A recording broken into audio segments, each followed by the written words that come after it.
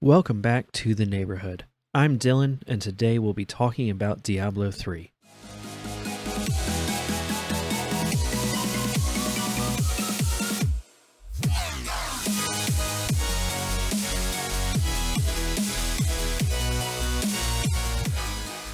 By the time you watch this, Diablo 4 will be out, so why am I talking about Diablo 3 besides the fact that I didn't want to buy the $90 or $100 editions for early access?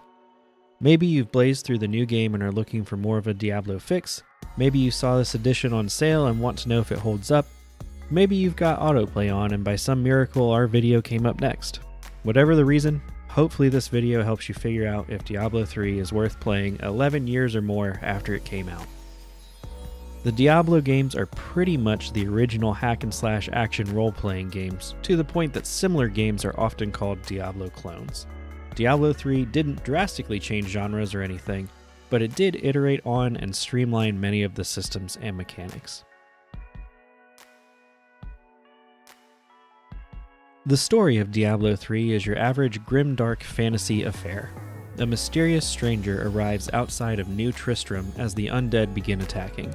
The player, with the help of Deckard Cain and his niece Leah, is tasked with helping the stranger regain their memories and defeating an evil cult that seems to be behind the attacks. As the story progresses, the mysterious stranger is revealed to be Tyrael, the Archangel of Justice, who came to warn them of an attack by the Lords of Hell. The rest of the game sees the player tracking down one MacGuffin or another to assist them in the fight or battling several of the Lords of Hell themselves. Ultimately, and predictably for a game named after him, Diablo is resurrected and attacks heaven and is the final boss the player is tasked with defeating. At least until sometime in Diablo 4, I assume. The expansion, Reaper of Souls, sees the Angel of Death steal the Soul Stone, imprisoning the Lords of Hell in an attempt to destroy all of humanity. The player manages to thwart this plan, but in defeating the Angel of Death, the Lords of Hell are freed, presumably leading to the events of Diablo 4. The story itself is fine, nothing too crazy. There are some amazing cutscenes to watch and a lot of dramatic dialogue and characters throughout, but it's not really why you play this game. It gives you a good enough reason to slay the hordes of hell, and that's enough.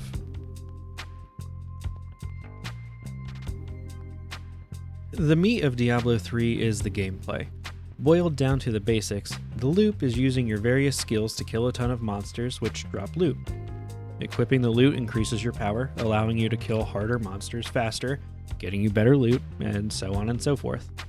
At its core, this game is about fulfilling that power fantasy of just absolutely destroying thousands of demons with very little effort on your end.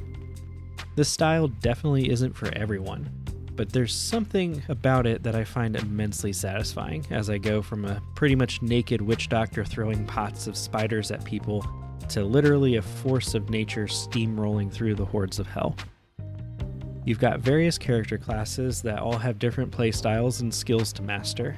The base game includes the bulky whirlwind of destruction that is the barbarian, the arrow-raining demon hunter, the minion summoning witch doctor, the fireball blasting wizard, and the monk, which I have nothing much to say about because I haven't really played that class. The expansions add the holy smiting crusader and the witch doctor's edgy cousin, the necromancer. Once you find a class that resonates for you, the next step is to complete the campaign, which consists of killing a ton of enemies and saving the world. After the campaign, you unlock adventure mode, which adds in some new challenges to help you farm better gear and keep upping the difficulty to keep finding better gear. Alternatively, you can create a seasonal hero. Seasons add some additional challenges and broad objectives that reward you with armor sets and cosmetics. Usually each season has a gimmick too. For example, this season adds the Altar of Rights, which allows you to unlock additional bonuses in a skill tree to become more powerful, along with some nice quality of life stuff. Seasons essentially allow you to start fresh and experience that satisfying progression from weak newbie to literal demigod every few months or so. As support for Diablo 3 winds down with the release of the new game, I'd expect that future seasons may last longer and may just recycle older season bonuses, but I'd expect them to continue to be a mode I jump into for a week or two every few months. There's not a lot more to say about the gameplay, as at its core, it is fairly simple.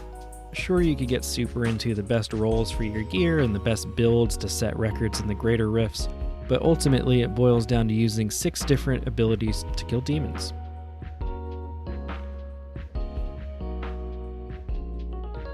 Diablo 3 gets an A from me personally. There are a few games that allow you to go from zero to hero so quickly, and fulfill that power fantasy of utterly decimating thousands of enemies. It's not the deepest game by a long shot, but in my opinion, not every game has to be. I love throwing on a podcast or YouTube video and just playing this game almost on autopilot, getting marginally better gear that lets me kill demons slightly better. I also love getting focused and trying to complete some of the tougher challenges each season. If any of this sounds like something you might enjoy, Diablo 3 will give that to you and holds up in 2023. I'm sure Diablo 4 will be great and has a shiny new coat of paint, but if you can't get enough, or you just want to play something on your Switch, or something that's a little bit cheaper, check this one out. What about you? Do you think Diablo 3 holds up in 2023? Have you tried out the seasons? What's your favorite class? Let us know down in the comments. If you found this video helpful or entertaining, leave us a like and consider subscribing to help us out. If you want to hear more from us, check out our podcast. With that, I'll leave you with a reminder to stay friendly, gamers.